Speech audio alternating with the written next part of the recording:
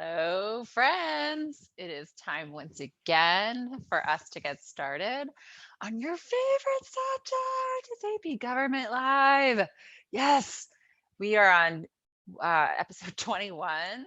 We're turning into the third unit, and it might be a little bumpy here in the first opening minutes because you guys can't hear this, but I maybe you can. There's dogs above me who are chewing on massive bones, and I can hear it through the floorboards. So my family's gonna like spring to action and put them outside.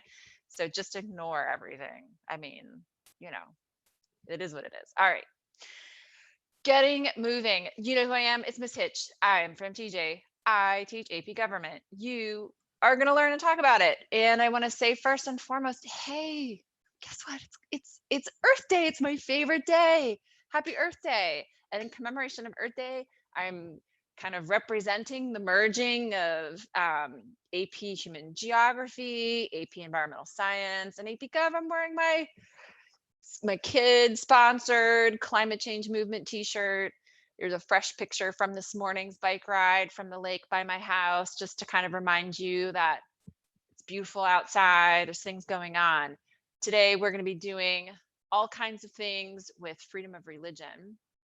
So let's get going. All right. Minor factual error corner, maybe major. I might have to like put this up a level.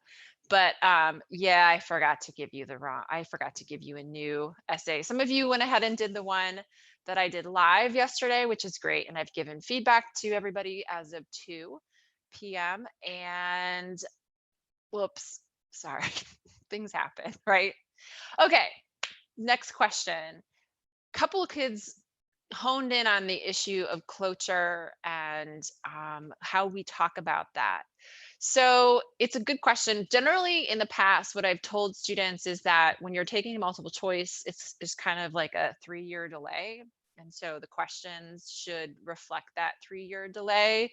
And that, especially when we're talking about materials on those multiple choice questions, that you should consider them in terms of like general trends, general theories, general ideas, and not get into specific scenarios that are dated unless there's an indication somehow in the stimulus that that's what they want you to do. So if they're giving you a very specific scenario, something along those lines, then you kind of shift away maybe from, it kind of depends. Like, are they asking you to do deductive reasoning or inductive reasoning or, whatever. But generally, you just go for basic trends, right? Apply content as necessary. But in the FRQs, because they maybe were written a couple of years ago, they are still kind of, you have the opportunity to respond to them using more contemporary information. Now we are doing all of the FRQs are obviously going to be the only way that you're talking. So what I would recommend that you do is, do the best you can. And if you're getting into specific scenarios and you want to flex that, that there's been a shift in the number of votes that you need for cloture, that depends on the situation, whether it be for an appointment a confirmation hearing in the Senate versus just not litigation, but legislation in the Senate, you can, right? That's where you can be a little more up to date. So, and a little bit more about filibuster and cloture. It goes back, it's known as Senate Rule number 22, this idea, and it's sourced back to 1806 with, shockingly, Vice President Aaron Burr. Oh my gosh, Aaron Burr. He's such an interesting historical figure. But he was vice president for a while before he, got into that spat with Hamilton and then went up on his own. Crazy enough, it's called a filibuster when they kind of take a civilian militia and just go floating down the Ohio River to take over the New Orleans. But that's another story for another day. Different kind of filibuster, right? Context only. So we see this idea of filibuster and cloture is primarily 99.99999% of the time we're talking about the Senate, although there is minutia. And I know someone out there is like, but there's one time, Miss Hitchcock. Yes, of course. Nancy Pelosi, as Speaker of the House, still has the ability to filibuster, but nobody else in the House can. And that's because the House also had rules that allowed them to filibuster way, way, way back in the day. So the last time we saw Speaker of the House filibuster in the House of Representatives was in 2018 when she was trying to force action on Dreamer legislation. But when we're talking about filibuster, like that's not, to be honest with you, that is such minutia. That is such a tiny little detail. I wouldn't bring that up. What I would focus on is we associate filibustering with the Senate. And so it's generally broken by cloture, and that's 51, a vote of 51 for appointees and 60 for legislation, so on and so forth. There is this thing called a silent filibuster that exists today, where if they know that people are opposing a measure, that they don't have enough to break cloture, the majority leader just won't schedule something because they don't want to waste time on the floor given all the things that have to be done, just working on getting something where they may not have that vote. So we rarely see a filibuster in the Senate. In fact, it's so rare that when Rand Paul and when Ted Cruz filibustered in the past 4 years, I mean, it was kind of headline news because it just doesn't happen that often. It's just the bill's not brought out. Another way to get around that is that there is a positive agenda control measure that the Senate majority leader exercises called unanimous consent, in which if they really want to kind of make sure that something goes out onto the floor, they will sometimes vote and get 100% out of 100% votes to hear that case. There's other rules out there. There's other like procedures and traditions that you could also consider. Things like the Byrd rule and a motion to rule, and there's basically, if you think about it in terms of positive and negative agenda control, I want you to recall that there are methodologies that are embedded into the rules that govern each chamber separately, that enable the party leadership to be able to kind of bring bills out and to keep bills from coming out. So they have multiple different ways to affect control. If you remember the ones that are streamlined right down the middle, the idea of a filibuster and cloture, maybe you even crazy and you remember something about unanimous consent, that's sufficient, right? But if we're trying to understand why laws take so many different off ramps in terms of how it is that they become a law, the best way to remember that is that rules are written to be able to afford multiple points of control for party leadership throughout the legislative process, and they are different in both chambers. Hopefully that helps. Okay, can we use quotes? This was something else that was asked, and I thought it was a really great question. Somebody asked, like, "Oh, well, you talked about the Martin Diamond quote when you were talking about federalism. You talked about Martha Durthick. Can that be something that we introduce?" Yeah, I mean, like that, and anything else that you learned in your own classroom. I'm constantly amazed by the depth and breadth of assigned readings that students are given by their teachers. And so if your teacher is giving you something that they feature a ton, maybe it's some kind of political science research or it's a historical document or something along those lines, you can spread out your wings and pull any of that in for your B2, B4 chosen point of evidence. Why not? Right? So yeah, it's all, as long as it's something that's like contextually related, bring it in. All right. Okay. What are we talking today?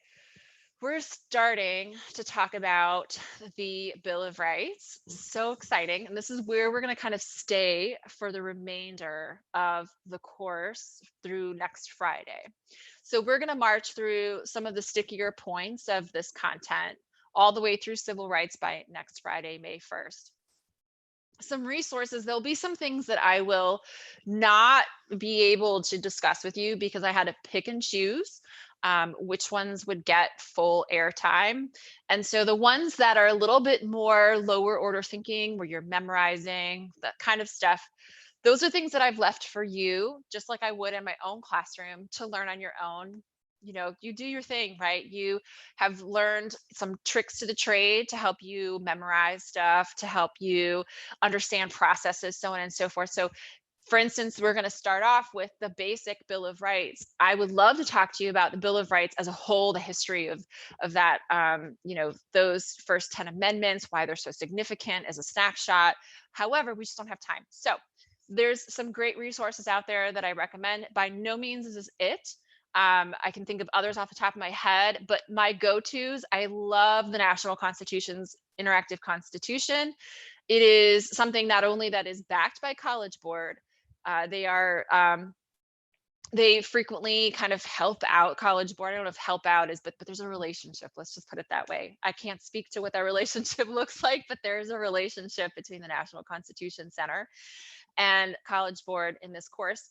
But in addition to that, they have a really fantastic online resource that's an app that you can go, and they have the text of the Constitution, which is important. But again, even more important, essays written by constitutional scholars who give you perspective, and it's balanced. So you'll see that they do a really good job trying to kind of pull in both sides of the story. I also really love, I love using Linda Monk as a resource. She is a JD in constitutional law. I talk to her a lot on Twitter, and I invite you guys to talk to her as well. She is a great resource. She answers questions if you need something a little more kind of live. Street law is a fantastic resource that traditionally your teachers are going to use because they have materials that can be used in the classroom, but it's another way for you to get some more information because they do have student facing information. And the final thing is I love gamification. And what better place to go than iCivics? That is an organization that maybe you played when you were younger on civics education. It's a foundation that was that is really dedicated to making sure that we have a dearth of knowledge as citizens on how to interact with our government. Thanks to Justice Sandra Day O'Connor, and this organization is there to help you with more substantive material as well as really great games. And I ask my students, my AP students, to play those things as they go through some of this too. So Do I Have a Right is a really fantastic resource. So let's get into religion, shall we? Okay.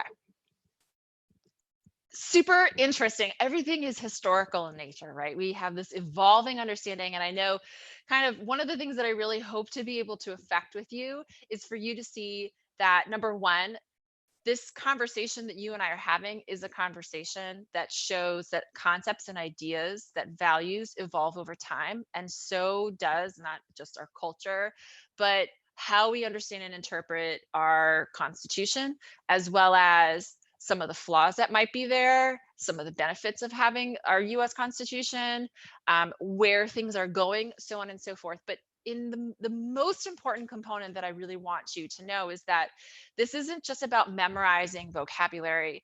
It's about being able to think about how this information might inform a better understanding of who we are in the context of our communities, as well as in our national government. And this is a really great place for us to start that conversation about how things have changed over time. So we start with the Amendment 1, and we always kind of start with the freedom of religion as a general idea, but those aren't specific like rights. They're a little more, it's a little more nuanced to them. Obviously, we talk about the freedom of religion, and it's an overarching concept that's rooted in the language of the First Amendment. But we have two different ways of looking at what that freedom of religion looks like, right? And what the obligation between national government and you might be. So, kind of before I get into that obligation, I should let you know that if you really want to understand the Bill of Rights and that evolution, there's two things to keep in mind. Number one, when the Bill of Rights was originally ratified in 1790, the best way for us to understand that is that it was a contract, contractual obligations, or another way of looking at it, it was a reservation of rights, our natural rights, that we took from being really kind of vague from that life, liberty, and property idea into more specific written rights.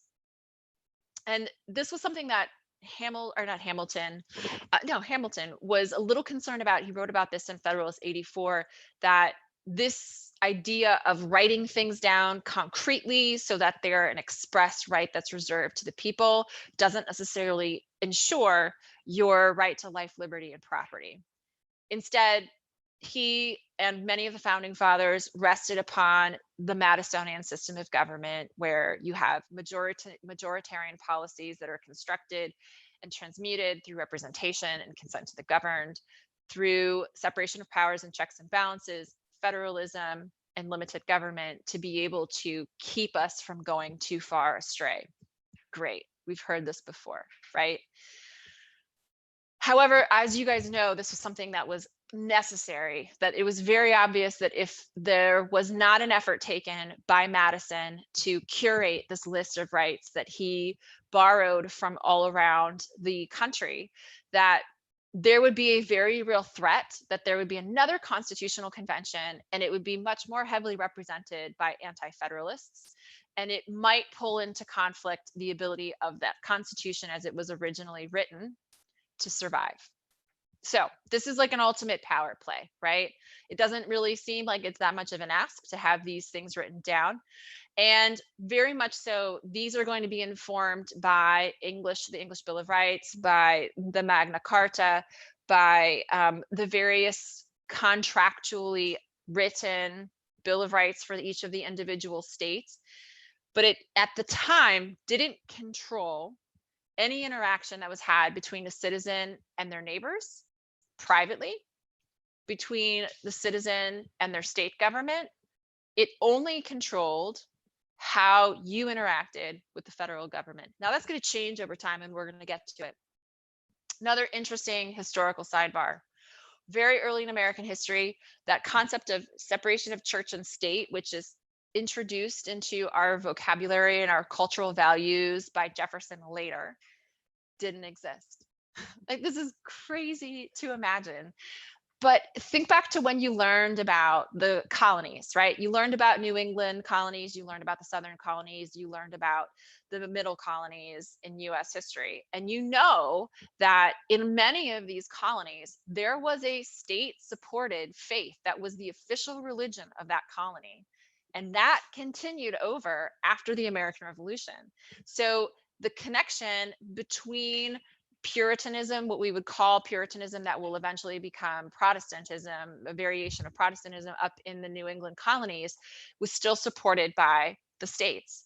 Anglicanism down in the Southern colonies was supported by taxpayers.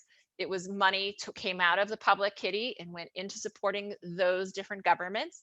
And that will continue in the Southern states too. It's really only the middle colonies where there's this idea that's being kicked around that maybe we should have a separation of church and state because something about it is inherently unfair. And we're going to get to what that is shortly.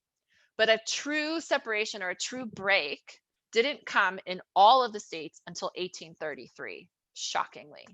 So I know a natural question we have here is, well, why? Why would this be the way that we would go? And there's a lot of things happening. I could talk to you about one of my favorite historical documents, which this is super nerdy, but I love this document called Vindicii contra Tyrannos, which talks about breaking a contract. You know, it's written in the 1600s. It's kind of like reevaluating the contract between king and between sovereign king and subjects, and where we see this entry into natural rights. And you see this also come across when the Puritans come over in 1620, and in this evolution of understandings, especially in Pennsylvania. Like, there's a lot of stuff going on. It's a lot of stuff.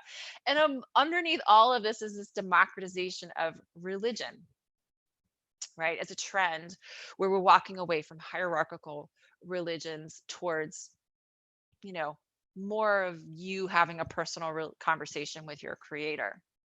So as this is going on, we have to remember that Thomas Jefferson and James Madison are going to walk into the picture. And Thomas Jefferson is a curious historical figure. He has a very eclectic view of religion. Let's just leave it at that. He wouldn't be your, you know, most fundamental person when it comes to celebrating his religious faith. He's very different perspective on what that balance between church and state should be. And he's going to start writing about this and talking about this well before the creation of the United States Constitution or the Bill of Rights. One of the greatest places for us to go is going to come some 7 years after he's going to introduce legislation in the Virginia legislature called an Act for Establishing Religious Freedom.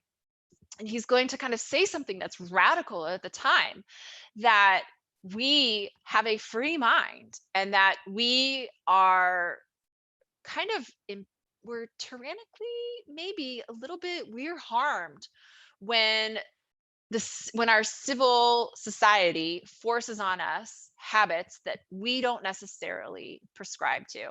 So I'm going to read this to you and try to translate it. I got to move my picture of myself out of the way as soon as I can find my mouse. All right. So he says, whereas Almighty God hath created the mind free, that all attempts to influence it by temporal punishments or burdens or by civil incapacitations tend only to beget habits of hypocrisy and meanness. So he's kind of contrasting our religious self with our lay person, or our uh, part of us that is a religious, right? And a departure from the plan of the holy author of our religion, who being Lord, both of body and mind, yet choose to not propagate it by coercions on either, as was in his almighty power to do, that the impious presumption of legislators and rulers, civil as well as ecclesiastical, again, ecclesiastical means lay, who being themselves but fallible and uninspired men, have assumed dominion over the faith of others, setting up their own opinions and modes of thinking as the true, only true and infallible, and as such endeavoring to impose them on others, hath established and maintained false religions over the greatest part of the world and through all time, that to compel a man to furnish contributions of money for the propagation of opinions which he disbelieves is sinful and tyrannical. Whoa. I mean, I know this is a lot of words. We don't talk like this anymore, right? There's a lot of antiquated vocabulary, and he really loves commas and not periods. Okay. But what's he saying? That there's a major problem when a community is imposing on an individual one way to think. And that includes, kind of at a baseline, your faith life. And it's even worse when that community and that government assumes that you, doesn't assume, but mandates that you support that religion. And he is pointing this out. And this is a huge, I mean, this is crazy given what life was like back then, given the prominence of religion in personal life, given the intertwining of religion and civic life and how it related to government. They were very much the same, especially down in the southern colonies. He'll go on in 1802 to further this. Now, he's president at this point, and we should also note that at this point, we have ratified the First Amendment. And so he'll write a letter to the Danbury Baptists that's kind of is responding and furthering this idea of what he views as an appropriate relationship between the state and our conscience. He says, believe with you that religion is a matter which lies solely between man and his God, that he owes account to none other for his faith or his worship, that the legitimate powers of government reach actions only and not opinions. I contemplate with sovereign reverence that act of a whole American people, which declared that their legislature should make no law respecting an establishment of religion or prohibiting free exercise thereof, thus building a wall of separation between church and state. He's really coming back around, and he is talking to his interpretation of what that separation of church and state looks like. And it is a critically important question. Why is that wall there? Who is it there to protect? Is it there to protect the individual? Is it there to protect the state from the influence of religion? Is it there to protect religion from the influence of the state? It is an important question. And that question is one that we have flip-flopped back and forth throughout American history. So why does it matter what he thought? It contextualizes the sentiments of citizens in the various states. I mean, we look at the First Amendment, and it was originally intended to protect the right of communities and states to support their state-sponsored religion. That is how many people who were in the ratifying, who were in the floors of the state legislatures who ratified the First Amendment took it to mean, which was another way of saying this is that a state could continue to have a state sponsored religion without interference from the federal government saying, no, actually, we don't like this religion. We prefer this other. So it's going to carve out the ability of majorities in the states to maintain their faith life and supporting their faith life through taxation. Oh my gosh, it scared me. I'm sorry. Somebody just fell out of a chair upstairs. That's really important to us to recall because this seems very different from how we understand it today. Today, when we think about this, we think, okay, no state has the authority, whether it's federal government or the states themselves. Nobody is creating a state sponsored religion. But that's not how it always was. And it should be, we should couch whatever we talk about today in this evolution from one position to where we are today. As religious tolerance grew, as we expanded our borders, as we amassed more citizens with varying degrees of differences, as we are going to breathe life into what the First Amendment means through litigation and through law, this is going to change the relationships between state and church. Since then, we're constantly redefining what we mean. Is it protection of religion from government or the other way around? And one way for us to really cement this is that we're not done. This is still constantly being re-examined, especially in the past 5 years. We have spent a lot of time in the courts thinking critically about what is to be protected from intrusion. And there has been a shift in interpretation over those past 5 to 10 years. So here it is. Here's our amendment. Congress shall make no law establishing respecting an establishment of religion or prohibiting the free exercise thereof. So there's two components to this. The first one here is that we have as we just talked about, there's no establishment of a state-sponsored religion. When I say state-sponsored religion, I mean federal, right? There's no federal sponsored religion. Obviously, the states don't either anymore. Number two, it prevents government actions from preferring one religion over another. And number three, it prevents preferring religion over non-religion. So if you don't prescribe to a religion, you have just as much protection. This is, for the most part, where we are today. The flip side is individual, right? So now we're talking about what do you get? And one of the first thing we should stop here and say is that it reserves the rights of individuals to accept any religious belief and engage in religious rituals. The second component of this is it includes a right to break laws on religious grounds for very discrete reasons. It's not a free ticket to ride. You can't just say, "Oh, I just don't feel like doing this today because of my religion." There are some hiccups to that. So we'll get back to that. We're going to first start with the Establishment Clause. So the case that you will know, which is there's way too many numbers in that year. It's 1962, I believe, is Engle v. Vitale. So Engle v. Vitale is a case that comes out of the state of New York, which is, we are going to talk about the concept of selective incorporation next week. Without getting too complicated about it, the best way for you to understand it is the nationalization of individual rights that are guaranteed in the Bill of Rights. Another way of looking at it is the courts have mandated that states are going to walk away from their interpretations of rights that may or may not be written into their own individual Bill of Rights out of preference for whatever that federal standard might be. And it's a process that we have started since 1921 in earnest. We'll come back to it next week. All right, so this is a case that comes out of the state of New York. The state of New York, the Board of Regents member, we kind of look at how to understand cases. We start with clauses. It's the First Amendment Establishment Clause. Anytime we talk about selective incorporation, we're talking 14th Amendment. We move into the background, kind of what got us there. The New York Board of Regents authorized public school officials to lead students in voluntary prayer at the beginning of the day. It's really important for us to remember that this is voluntary, it's not compulsory. But it was important also for us to realize who is doing the leading, the speaking, and it is public officials. Teachers are public officials. So anytime that's happening, that person is speaking from the context of their position, and it's almost like the government is speaking. So think about that for a second. So the American Civil Liberties Union, which is a First Amendment special interest group watchdog, I think probably could rearrange how those words put together, sue the New York Board of Regents for violation of the Establishment Clause.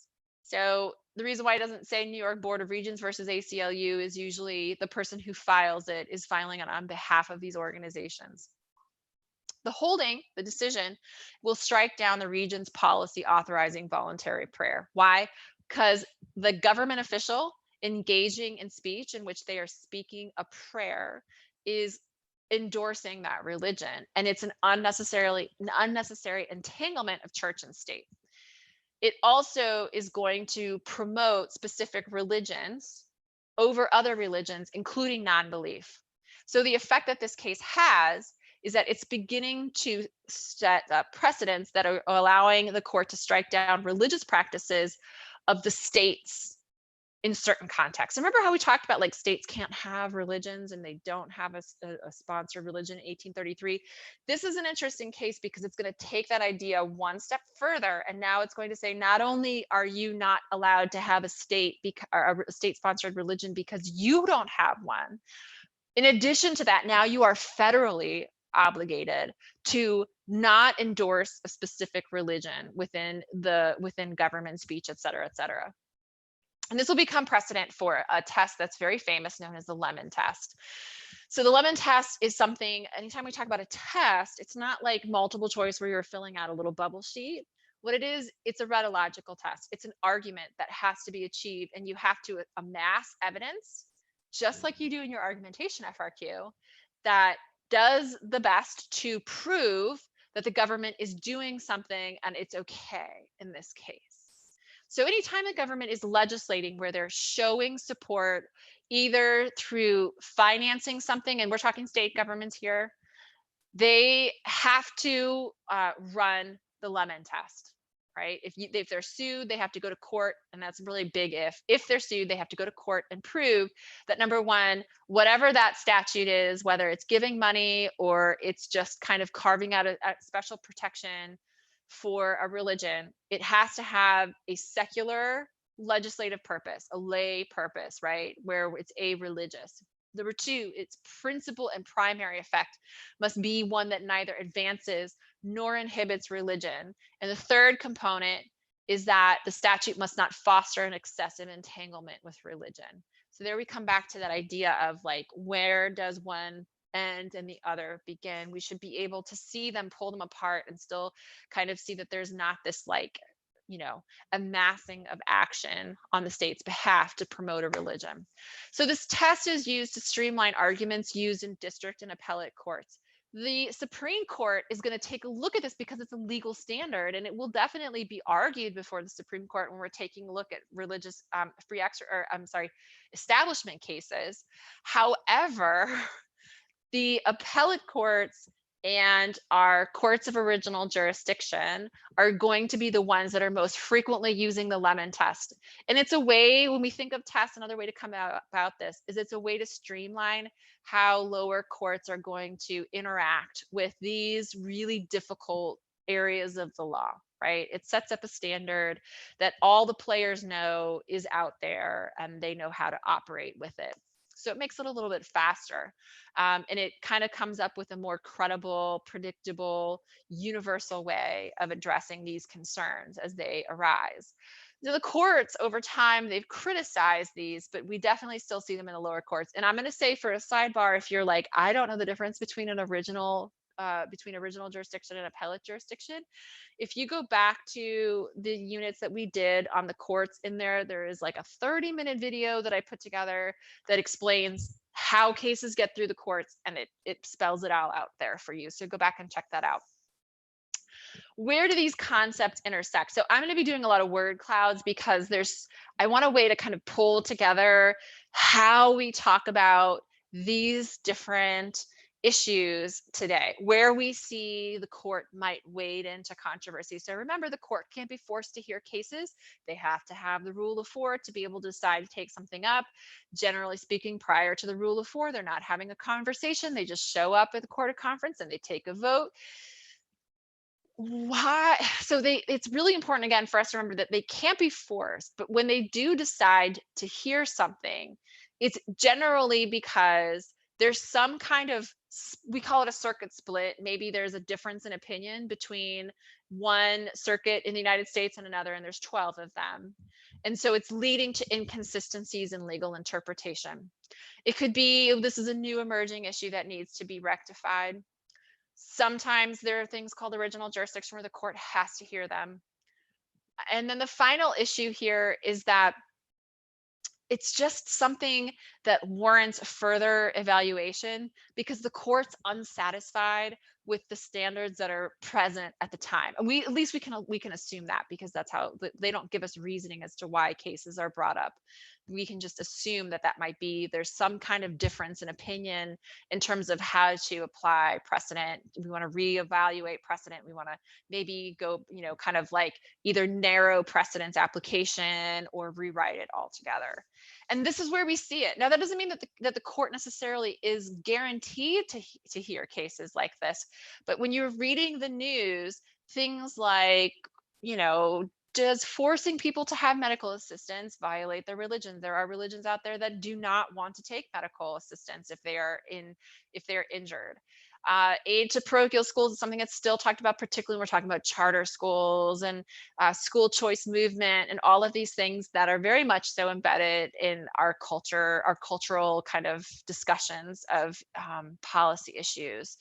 Other issues, can we force someone to engage in the draft if it's against their religion? What about ceremonial drug use if you're in a religion that believes that use of natural drugs is important to it? There's all kinds of stuff. Of course, vaccines, that's something that's very much so all over the news. So there's all kinds of issues in which the court could wade into it to make a distinction.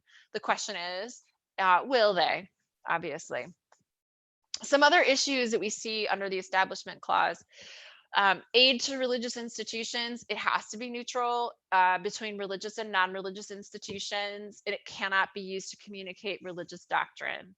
Other establishment issue, government-sponsored prayer. We talked about there's very stringent bans on how students are to be engaged in religious speech throughout the school day. Proselytizing or evangelizing is limited. And that's something that this court has been very consistent on, even up through the present, is that there's this concern of students being captive audiences and very impressionable. There's less stringent prayers for adults before legislative meetings and things like this.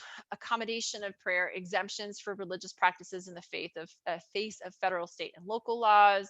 There's something called the Religious Freedom Restoration Act, which ensures federal protection, which we're going to talk about in a minute. And then religious symbols. How do we treat, placing religious symbols in courthouses, on public land, so on and so forth. And in this case, when we're putting up, whether it be holiday decorations or religious monuments for the dead in wars, the court looks at the funding source, the date of donation, the presence of other symbols, and the degree to which it's strictly religious symbolism. So that brings us to free exercise.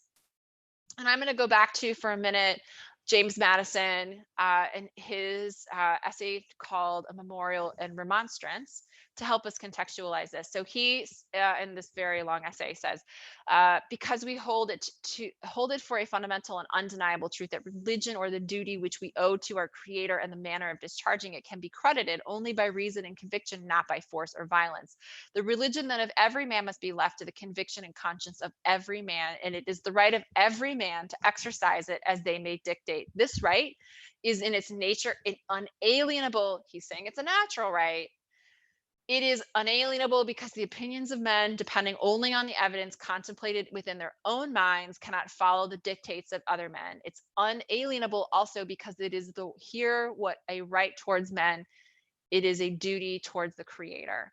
So we can see that there's this touchstone, right? That this individual conscience and how we interact with our beliefs towards a Creator can be viewed as tyrannical when there's compulsion for you to behave a certain way. And that's why we have this carving out, not only that the state can't do certain things, but the state can't ask you to do things, even if they're secular or lay in nature, that might conflict with your relationship and your beliefs in religion. Now, of course, just like everything else that has limits, right? So we're balancing here. This is a very important balancing act.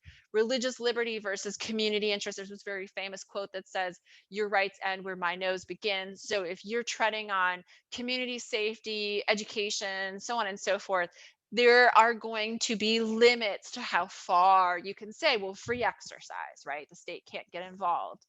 And therefore, we come around to another way of looking at this. Again, it's much more concerned about your actions.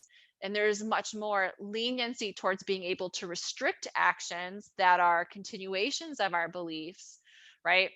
Laws are made for the government of actions, and while they cannot interfere with merely religious belief and opinion, they may with those practices. So if you are doing something where you're taking an idea and you're turning it into an action, you may find that that transfer is more limited. Same thing with other First Amendment rights. So our case here is Wisconsin v. Yoder.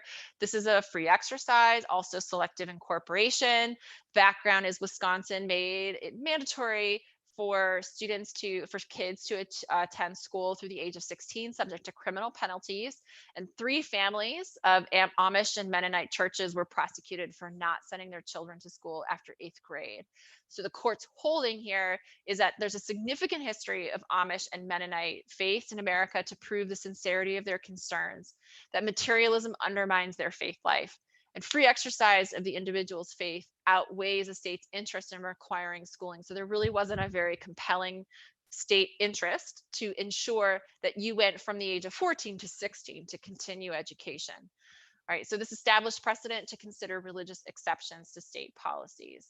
Right. I really like this quote here from Wisconsin. The state's broader contention, its interest in its system of, and again, we're going to put a little bracket around this because we can almost take out whatever their interest is and put something else in. But in its system of compulsory education is so compelling that even the established religious practices of the Amish must give way, where fundamental claims of religious freedom are at stake. However, we cannot accept such a sweeping claim, despite an admitted validity and the generality of cases. We must searchingly examine the interests that the state seeks to improve. And so that's going to establish that there's this thing called a strict scrutiny standard that can be placed on religious freedom. We're going to talk about it very soon.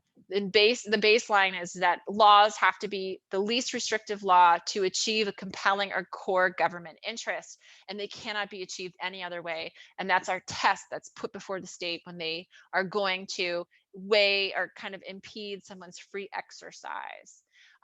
The other thing here we have to remember is that we don't want individuals to become a law unto themselves when a law is religiously neutral.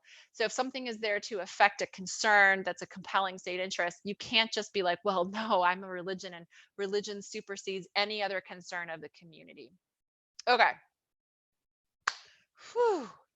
At this point, we're going to transition into the what we would classically call the question 3, the SCOTUS analysis case, I'm sorry, FRQ. And I know that a lot of you are going to tune me out because this is not on the test, but I want to tell you that it's a really great way of helping you understand how these cases are applicable. And there are, even though that we're going to do this as practice and it won't be on the test, practicing this skill will help you be able to transfer that information, should it be relevant, to the questions on the 2020 exam. So don't completely tune out. I'm going to go a little quicker because I'm falling behind, but I want us to see where this is going. And I'm going to spend a little bit more time developing this over the next couple of classes. So here are our points, right? We have an A, a B, and a C point. There is a hidden point in B1. It's hidden in that it's there, but it's very easy to skip over. And I'm going to walk through the best way that I counsel my students to approach this FRQ. So here's our A point. If you want to pause and read about the American Legion versus AHA, you can, but I'm going to keep moving. So we have this constitutional provision. You have to explain or identify what that constitutional provision is. We know what that means. B1, our hidden point, there it is. It's right before the required case. So you have to explain how or why the facts of whatever the required case led to a similar or different holding in the prompted case. So in that regard, B1 and B2 are connected. They are connected. I tell my kids, in order to improve their ability to get points, to treat them as if they are linked, which is very different. Connected means like you might be able to not get, one without the other. But when I'm grading my kids, I tell them I'm going to assume that they're linked and you have to have both. That is just to ensure that they are doing their best to do this like really complicated dance at presenting information. This is uploaded online for you if you want to join in and have this there. And also, I've given kids a SCOTUS FRQ snapshot to help them compile information on the cases. So let's break this down. Here's our A point. In A, we are identifying, so we have to find the common ground. And remember that the common ground, the way that I counsel students to write it is to identify. Sometimes it's an amendment, and amendments often have to be unpacked. There's a lot of concepts that are built in. So you have to pull out the various components and correctly identify them. So I ask students to give me the amendment and the concept, but you can have concepts that exist separately, like judicial review or something along those lines. What doesn't work is just stating freedom of religion. The case is about freedom of religion, which we know that's not something that's in the Constitution, or they're both about the First Amendment. Like, really just cement down what that means. Here's our B1 point. You are giving the facts of the case, and it's not any fact. So if you look over here on the side where it has this is not a point, for B1, something like Engle sued the New York Board of Regents for violating their freedom of religion. Just remember that explain means to really get the details. You will have to do some describing in order to get that explained. You have to do a little bit more work. So you have to clearly explain who did what and how did it end up in the case. And obviously, this is often going to be the government did or did not do something that resulted in this lawsuit or criminal prosecution or whatever. So it could be the government passes a law, this person violates it, and therefore it goes to, the court. In this case, the New York Board of Regents is going to pass a policy allowing voluntary prayer at the start of the school day to be led by public school officials. Then I'm telling you, here's how it got in the courtroom doors. The ACLU sued and argued this activity was a violation of the Establishment Clause. There we go. It's a little bit of a nod up to A. B1 is tricky. I counsel my students that you are going to write B1 as the first statement or statements of the B section. I actually have my kids label it B1, and then they are skipping a space between B1 and B2. Why? Because if you do not establish what the facts of the case are, and you weave the facts of the case into the court's decision, I can't tell that you know what the facts of the case are on their own. Remember, what have I said? All of the heavy lifting is on you. You are not leaving the reader to draw any conclusions. This is a neatly packaged discussion about what you know, and it has to stand on its own. If I have to think, I think they understand it, that's the point is gone. And so for that reason, I tell my kids, who did what and how did it get into the courthouse doors, skip a space, then you go on to B2. Okay. B2, based on, it's 3 steps. So based on the constitutional provision of the whatever, we're looking for a different holding. So I have to contrast. That's a very important component. So I'm going to start out always with the required case. The court struck down the New York Board of Regents policy stating that public schools leading students in prayer is a violation of the Establishment Clause, even if participation is voluntary, as a state policy breached the separation of church and state. Now, I would say that even looking at this, I would want to go back myself, since I wrote this, and say in Engle or in Vitale, whatever, so that I know I'm telling the reader that this is what case this is. I'm relying a little bit too much on what I established in B1, that this is the facts of the case of Engle, and it can be dangerous. So, hey, Miss Hitch, in order to improve this, say in Engle, the court struck down. Words matter. These are all of the different synonyms that let me know that you are putting on your turn signal to talk about a court decision, right? Any of these: vacated, decided, invalidated, found for, sustained, the ruling, the decision, the overturned, voided, struck down, all of these things, right? They are clear indicators that you are talking about that decision. And again, if you put one of these words in before you get to the fact of the required case, I don't know for sure that you know the difference between the facts and the holding. So keep them separate. Have the facts, then put your turn signal on. Okay, again, what can I do to improve this? In American Legion, the court upheld Maryland's maintenance and repair of the Peace Cross Memorial because it has more than a religious meaning. It is also secular. The Lemon test does not apply to religious and historical memorials already in place. I'm explaining, right? So I described the decision and I'm explaining why they came to that conclusion. Now I need one more statement that clearly closes the loop. How are they different? Both cases examine the Establishment Clause. Check. Making a distinction. Here's my difference between the unconstitutional reciting of prayer in public schools as to the unnecessary entanglement, while memorials with historical meanings do not violate the Establishment Clause. So I'm carving out that there are two different ways to interpret this single clause. Look at all of the turn signals that I put in there that show that I'm contrasting these two decisions. And then we go for D. D is low hanging, or C is low hanging fruit. Again, don't go over complicated here. I'm just looking for applying content, right? What can be done? How does this relate to this concept? How does this, that's where we're going. So the American Humanist Association can, and remember we're identifying, so underline, petition the state of Maryland to place a ballot initiative on the next election.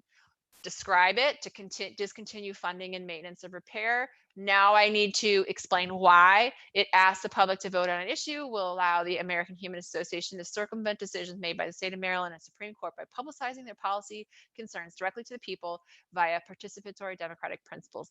Boom, done. Check for understanding. Public school district implemented a policy that allowed students to vote on whether they wanted a student-led prayer to be read at football games. It was later found to be unconstitutional. Why? You better get this right. Establishment Clause. In Engle v. Vitale, which of the following provides the legal reasoning behind the Supreme Court's ruling? State has an overarching right to compel students to listen to non-denominational prayer. State has no justifiable interest in compelling students to listen to non-denominational prayer. It balanced the school's interest in providing open and peaceful frame of mind, or it rejected a student complaint. The answer is B. Okay. Hey, we did it. We got to the end. We have so many fun things that we accomplished. I hope that you thought, that you're thinking about how these things understand, because you should all, we're reviewing, you should already know these things, right? And even if you didn't know them, go back and watch it again. Make sure that you've got them cemented. You do have a brand new practice tonight. It is for question 3. I will not be giving you just question 3. The next time I see you, I will give you a concept application. Why am I giving you question 3? Because it's still a valid exercise to help make sure that you understand and you can still apply to the new question formats that you'll see on the exam. That brings us to the end. I want to tell you once again that on Friday, Valerie Jarrett will be joining us. I am so excited. She will take questions. She will have a conversation with us. She's going to look to see how we can take this information and apply it in our own lives. I'm very, very pumped. Please look for more information about that over the next couple of days on Twitter. And between now and then, I just wish you happiness and health and safety, and that you are getting out and you are finding ways to make these tough times not a complete loss. And I will see you guys next class. Bye.